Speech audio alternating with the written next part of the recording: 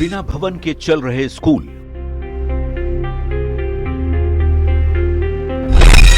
खुले आसमान के नीचे बच्चे पढ़ने को मजबूर।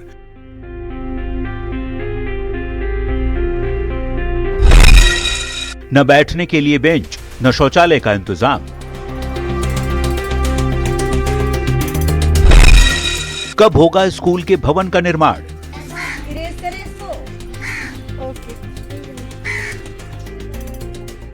ये तस्वीर है बेतिया के योगापट्टी प्रखंड के जरलपुर स्थित राजकीय उत्क्रमित मध्य विद्यालय की। छोटे छोटे बच्चे खुले आसमान के नीचे बोरा बिछाकर पढ़ाई कर रहे हैं। पहुंचे हैं बेतिया के योगापट्टी प्रखंड का यह राजकीय उत्क्रमित मध्य विद्यालय जरलपुर है, जिसकी तस्वीरें मैं आपको सीधे तौर पर दिखाने की कोशिश कर रहा हूं।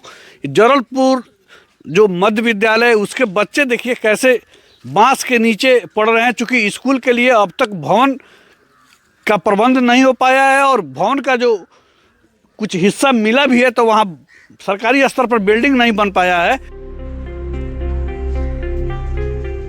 बिहार में शिक्षा विभाग स्मार्ट क्लास और गुणवत्तापूर्ण शिक्षा के बड़े बड़े दावे कर रहा है, पर ये तस्वीरें उस दावे की कलई खोल रही है। इस स्कूल में पढ़ाई सरकारी रूटीन के हिसाब से नहीं, बल्कि मौसम के मिजाज से होती है। बारिश और ठंड के दिनों में बच्चों की पढ़ाई पूरी तरह ठप हो जाती है।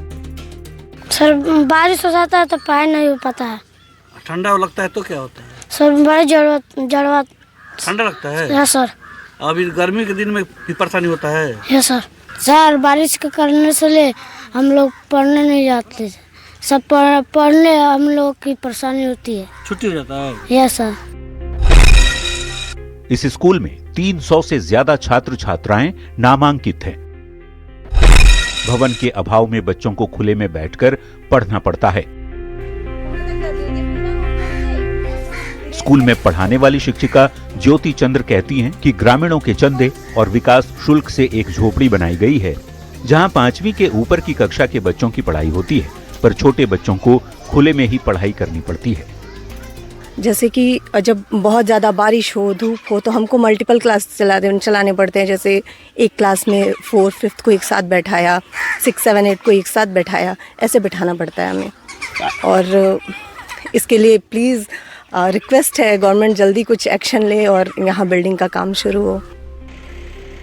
हमारी पड़ताल में एक और ऐसे ही स्कूल की तस्वीर सामने आई। तस्वीर योगापट्टी के राजकीय प्राथमिक विद्यालय डीह पूर्वी टोला की।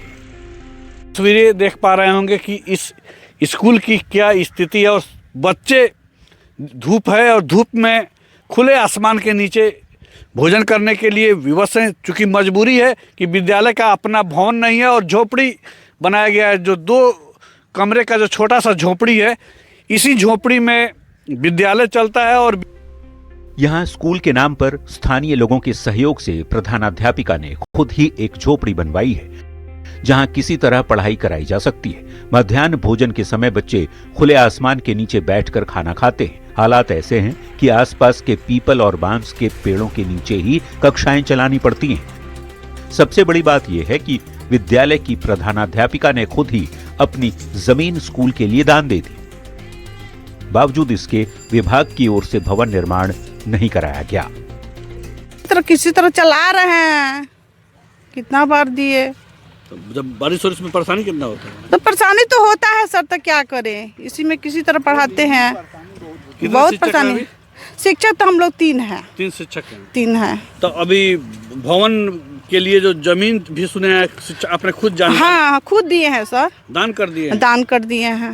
उसके बाद भी भवन नहीं बन रहा है, तब क्या करें। इस मामले में जब हमने बीईओ से सवाल किए तो उन्होंने जल्द भवन निर्माण का भरोसा दिया। भवन की कमी, भूमि की कमी के चलते है बाद में कुछ महीनों पहले वहाँ एक सेवानिवृत्त शिक्षक ने बिहार सरकार को बगल में ही अपनी जमीन डोनेट किया है। निकट भविष्य में वहाँ उस भूमि पर जो आवश्यकता अनुसार वर्ग कक्ष का निर्माण अवश्य होगा। इसके लिए हमारी सरकार भी जागरूक है। बहरहाल पड़ताल को आगे बढ़ाते हुए हम मझौलिया प्रखंड के राजकीय उत्क्रमित मध्य विद्यालय गुरचुरवा पहुंचे। यहाँ भी हालात खस्ता ही मिले। 21वीं सदी में भी यहाँ बच्चे पेड़ों के नीचे जमीन पर बैठकर पढ़ने को मजबूर हैं। न उनके पास बैठने के लिए डेस्क बेंच है, न सिर पर छत। विद्यालय में करीब 230 छात्र छात्राएं नामांकित हैं। स्कूल में 11 शिक्षक पदस्थापित हैं, पर आज तक इस स्कूल का अपना भवन नहीं बन पाया। जाड़ा, गर्मी और बरसात, हर मौसम की मार झेलते हुए बच्चे शिक्षा ग्रहण कर रहे हैं। बरसात के दिनों में पढ़ाई लगभग ठप हो जाती है, जबकि ठंड में बच्चे ठिठुरते हैं और गर्मी में तपती धूप के बीच बैठने को मजबूर रहते हैं। सरकारी दावों के बीच पश्चिम चंपारण के इन विद्यालयों की हकीकत कई सवाल खड़े करती है। जब बच्चे पेड़ के नीचे और झोपड़ी में पढ़ने को मजबूर हों, तो गुणवत्तापूर्ण शिक्षा के दावे पर सवाल उठने लाजमी है। देखना होगा इन मासूम बच्चों को इनके हक की सुविधाएं आखिर कब तक मिल पाती हैं। बेतिया से संवाददाता मुन्ना राज के साथ ब्यूरो रिपोर्ट, न्यूज़ 18।